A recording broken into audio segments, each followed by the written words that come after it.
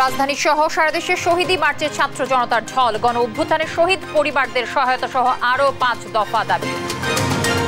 পিতা তার সন্তানকে কাঁধে নিয়ে গোরস্থানে দাফন করেছে, ওই পিতাই বুঝতে পারবে যে সন্তান হারানোর বেদনাটা কত। বাংলার মানুষের একটাই চাওয়া যে আমাদের স্বাধীন দেশে কোনো দোষর থাকতে পারবে না। আজকে আমাকে শেষ করে দিল ওরা, আজকে আমাকে ওরা শেষ করে দিল, আমি ওর বিচার চাই। গণভবন হবে জুলাই গণ অভ্যুত্থানের স্মৃতি জাদুঘর, ক্যাবিনেট মিটিং এ সিদ্ধান্ত বিচার না হওয়া পর্যন্ত ফ্যাসিবাদীদের পুনর্বাসনের নেই সুযোগ। একটি সুন্দর জাদুঘর এবং কিভাবে ফ্যাসিবাদী সময়ের যে অত্যাচারের যে স্মৃতি এবং আমাদের শহীদদের স্মৃতি কিভাবে সংরক্ষিত করে একটি সুন্দর জাদুঘর করা যায়, এই বিষয়ে খুব দ্রুত দৃশ্যমান পদক্ষেপ নেওয়া হবে। বাংলাদেশ ফেরত না চাওয়া পর্যন্ত হাসিনাকে চুপ থাকতে হবে, ভারতীয় সংবাদ মাধ্যমকে ডক্টর ইউনূস দেশে এনে সবার সামনে হবে বিচার। ডক্টর ইউনূসকে অভিনন্দন জানিয়ে ওবামা সহ 92 নোবেল জয়ী ও 105 বিশিষ্ট জনের চিঠি ছাপানো হয় যুক্তরাষ্ট্র ভিত্তিক গণমাধ্যম ওয়াশিংটন পোস্টে। আমি সহ মাননীয় কমিশনারগণ দেশের পরিবর্তিত বিরাজিত অবস্থায় পদত্যাগ করতে মনস্থির করেছি। অবশেষে সিইসি ও নির্বাচন কমিশনারদের পদত্যাগ, কয়েকটি নির্বাচন প্রশ্নবিদ্ধ ছিল বললেন হাবিবুল আওয়াল, রাষ্ট্র সংস্কার আহ্বান। দর্শক, সংবাদ রাতে শুনছিলেন কেএসটিএনটি, এবার সংবাদ শিরোনামগুলো, সঙ্গে রয়েছে আমি তানজিয়া জুথি। এবার জানাবো বিস্তারিত। ছাত্র জনতার আন্দোলনে আওয়ামী লীগ সরকারের ক্ষমতাচ্যুতির 1 মাস পূর্তি উপলক্ষে শহীদী মার্চ কর্মসূচি পালন করেছে বৈষম্য বিরোধী ছাত্র আন্দোলনকারীরা। বিকেলে রাজু ভাস্কর্য থেকে শুরু হয় এ কর্মসূচি। দেশ গঠনের প্রত্যয় আর হত্যাকারীদের বিচার দাবি ছিল মার্চকারীদের। জান্নাতুল মোহনা, মাজহারুল ইসলামকে সঙ্গে নিয়ে এম এ আজিমের রিপোর্টে বিস্তারিত। দেশের পতাকা উড়িয়ে মিছিলে মিছিলে মার্চে এগিয়ে যাচ্ছে লাখো ছাত্র জনতা। স্বৈরাচারের বুলেটের আঘাতে শহীদের নাম, শ্রদ্ধা আর সম্মানে যারা গেঁথেছে মনে, প্লাকার্ডে প্লাকার্ডে তাদের চিরস্মরণীয় রাখার প্রাণবন্তকর চেষ্টা তাদের। শরীরে এখনো ক্ষতচিহ্ন, তবে তারা থেমে যাওয়ার নয়। বুলেটের সামনে বুক পেতে যে অর্জন তা ধরে রাখার প্রত্যয় সবার। আমার এই মুখে গুলিটা লাগে হচ্ছে গিয়ে 20 তারিখে, আর আমি হচ্ছে গিয়ে বনশ্রীর বাসিন্দা, রামপুরা বনশ্রী। হ্যাঁ, আমার অপরাধ ছিল কি, আমি ছাত্রদেরকে সহযোগিতা করেছিলাম, কোমল পানি খাওয়িয়েছিলাম। এই স্বাধীনতা প্রত্যেকটি মানুষের ধর্ম, বর্ণ, হিন্দু হোক, বৌদ্ধ হোক, খ্রিস্টান হোক এবং একটা গরিব হোক, ধনী হোক, সবার স্বাধীনতা যেন আমরা অক্ষুণ্ণ রাখতে পারি এবং যারা আহত তাদের যাতে আমরা সঠিক অধিকারটা ফিরিয়ে দিতে পারি। অংশগ্রহণ ছিল শহীদ পরিবারেরও। সন্তান, ভাই বা স্বজনহারাদের শোক যেন দেশ গঠনের শক্তি। রয়েছে হত্যাকারীদের দেশে এনে বিচারের দাবি। স্বৈরাচারী সরকার তার থেকে মুক্তি পাইছে, আর এর থেকে বড় পাওয়া হবে যখন শেখ হাসিনার শাস্তি হবে। আমার ছেলে শহীদ হয়েছে, অথচ এখনো খুনিরা দেশের বিভিন্ন প্রান্তে ঘুরে বেড়াচ্ছে। ঢাকা বিশ্ববিদ্যালয়ের রাজু ভাস্কর্য থেকে শুরু হয়ে মার্চটি নীলক্ষেত, কলাবাগান, ধানমন্ডি 27 ফার্মগেট, কারওয়ানবাজার, বাংলা মোটর, শাহবাগ হয়ে শহীদ মিনারে গিয়ে শেষ হয়। এ সময় শহীদ পরিবারের আর্থিক ও আইনি সহযোগিতা দ্রুত সময়ের মধ্যে দেয়া, প্রশাসনের মধ্যে ফ্যাসিস্টদের দোসরদের চিহ্নিত করে বিচারের আওতায় আনাসহ 5 দফা দাবি তুলে ধরেন সমন্বয়ক সার্জিস আলম।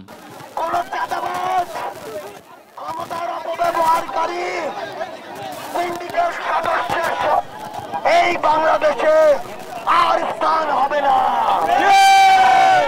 আমরা শুধু এটুকু বলতে চাই, আমাদের যে ভাইরা রক্ত দিয়েছে, জীবন দিয়েছে, তাদের সেই স্পিরিট, সেই ছাত্র জনতার অভ্যুত্থানের চেতনা ধরে রাখতে যে কোনো দিন, যে কোনো সময় আমরাও রক্ত দিতে প্রস্তুত থাকবো। এম এ আজিম, দেশ টিভি, ঢাকা। গণভবনকে জুলাই গণ অভ্যুত্থানের স্মৃতি স্মারক হিসেবে জাদুঘর করার সিদ্ধান্ত নিয়েছে অন্তর্বর্তী সরকার। দ্রুতই এটি জনসাধারণের জন্য খুলে দেওয়া হবে। ক্যাবিনেট মিটিং শেষে ব্রিফিংয়ে এসব তথ্য জানান ক্রীড়া ও শ্রম উপদেষ্টা আসিফ মাহমুদ সজীব ভূঁইয়া। সেই সঙ্গে বিচার না হওয়া পর্যন্ত ফ্যাসিবাদীদের পুনর্বাসনের সুযোগ নেই বলেও জানান তিনি। বিস্তারিত শামীমা আক্তারের প্রতিবেদনে থাকছে। বৃহস্পতিবার বিকেলে রাষ্ট্রীয় অতিথি ভবন যমুনায় ডক্টর মোহাম্মদ ইউনূসের নেতৃত্বে উপদেষ্টা পরিষদের ৫ম সভা অনুষ্ঠিত হয়। ২ ঘণ্টাব্যাপী এই সভায় বেশ কিছু গুরুত্বপূর্ণ সিদ্ধান্ত নেওয়া হয়। পরে ফরেন সার্ভিস একাডেমিতে বৈঠকের বিষয়ে ব্রিফ করেন যুব ও ক্রীড়া উপদেষ্টা আসিফ মাহমুদ সজীব ভুইয়া। জানান, জুলাই আগস্টের গণ অভ্যুত্থানের শহীদদের তালিকা করা হচ্ছে। শহীদ পরিবারের সদস্যদেরকে দেয়া হবে সম্বর্ধনা। সভায় সারা দেশের শ্রমিক অসন্তোষের বিষয়ে একটি রিভিউ কমিটি করার সিদ্ধান্ত হয়েছে বলেও জানান এই উপদেষ্টা।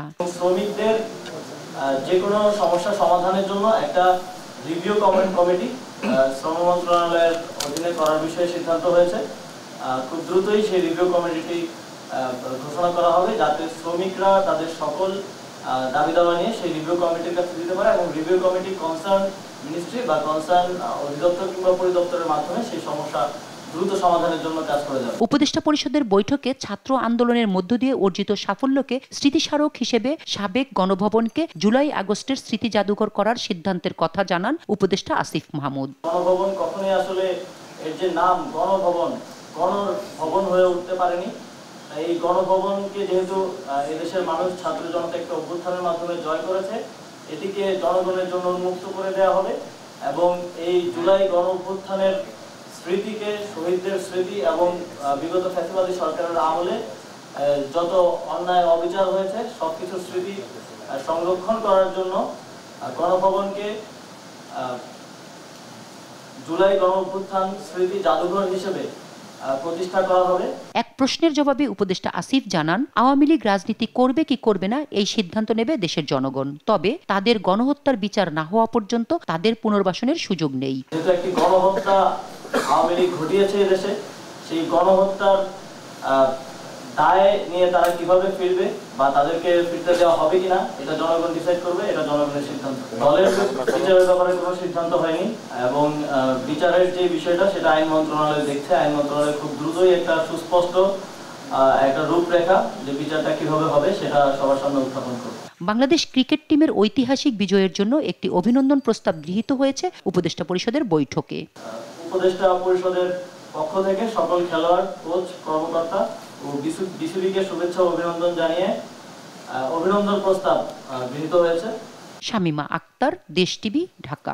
দেশ ছেড়ে পলাতক শেখ হাসিনাকে ফেরানোর আবেদনের আগ পর্যন্ত ভারত বাংলাদেশের মধ্যে অস্বস্তি এড়াতে তাকে চুপ থাকতে হবে বলে মন্তব্য করেছেন অন্তর্বর্তী সরকারের প্রধান উপদেষ্টা ডক্টর মোহাম্মদ ইউনূস।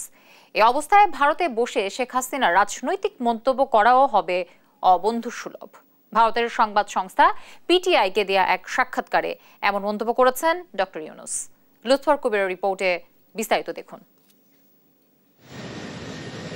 ছাত্র জনতার অভ্যুত্থানে গেল 5 আগস্ট পদত্যাগ করে দেশ ছেড়ে পালিয়ে ভারতে আশ্রয়ে চলে যান সাবেক প্রধানমন্ত্রী শেখ হাসিনা। এই পরিস্থিতির মাঝেও ভারতে বসে বাংলাদেশে অস্থিরতা সৃষ্টি করছে বলে অভিযোগ অন্তর্বর্তী সরকারের। শেখ হাসিনার ভারতে অবস্থান এবং দেশে ফেরানোর প্রসঙ্গে অন্তর্বর্তী সরকারের প্রধান উপদেষ্টা ডক্টর মোহাম্মদ ইউনূসের সাক্ষাৎকার নেয় ভারতীয় সংবাদ সংস্থা পিটিআই।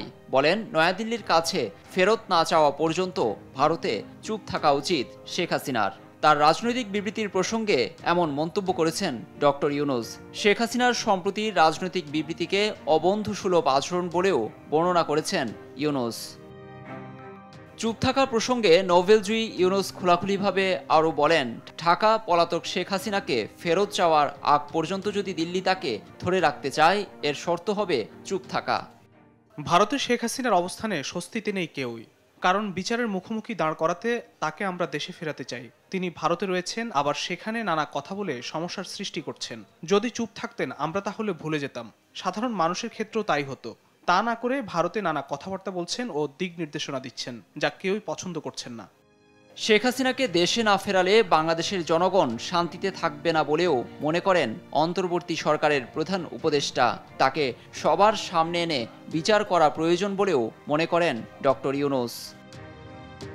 শেখ হাসিনা ছাড়া বাংলাদেশ আফগানিস্তানে পরিণত হবে এবং আওয়ামী লীগ ছাড়া সব রাজনৈতিক দলকে ইসলামীপন্থীর তকমা দেওয়া থেকে দিল্লিকে বেরিয়ে আসতে হবে বলেও মনে করেন প্রধান উপদেষ্টা ডক্টর মোহাম্মদ ইউনূস। লুৎফর কবির, নিউজ ডেস্ক, দেশ টিভি।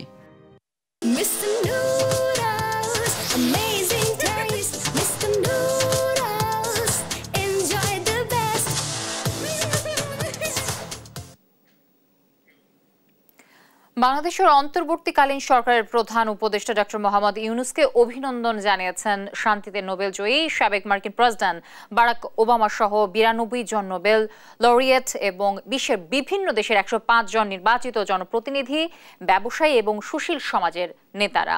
একটি যৌথ চিঠিতে ডক্টর ইউনূসকে এই অভিনন্দন জানান তারা। বুধবার 4 সেপ্টেম্বর চিঠিটি বিজ্ঞাপন হিসেবে যুক্তরাষ্ট্রভিত্তিক গণমাধ্যম ওয়াশিংটন পোস্ট পত্রিকায় এক পৃষ্ঠা জুড়ে ছাপানো হয়। বিবৃতিতে তারা বলেন, ছাত্রদের নেতৃত্বে গণতান্ত্রিক শক্তির প্রতিবাদের মুখে স্বৈরাচারের জায়গায় আলোর অভিষেক ঘটেছে। এটা বাংলাদেশের জন্য উদ্দীপনাময় নতুন ভোর বলেও উল্লেখ করেন তারা। বাংলাদেশে অন্তর্বর্তী সরকারকে সব ধরনের সহযোগিতা করার ও পাশে থাকার অঙ্গীকার করেন 197 জন বিশ্ববর্ণ ব্যক্তিত্ব। চিঠিটির একটি স্ক্রিনশট ফেসবুকে শেয়ার করেছেন অন্তর্বর্তী সরকারের আইন উপদেষ্টা আসিফ নজরুল।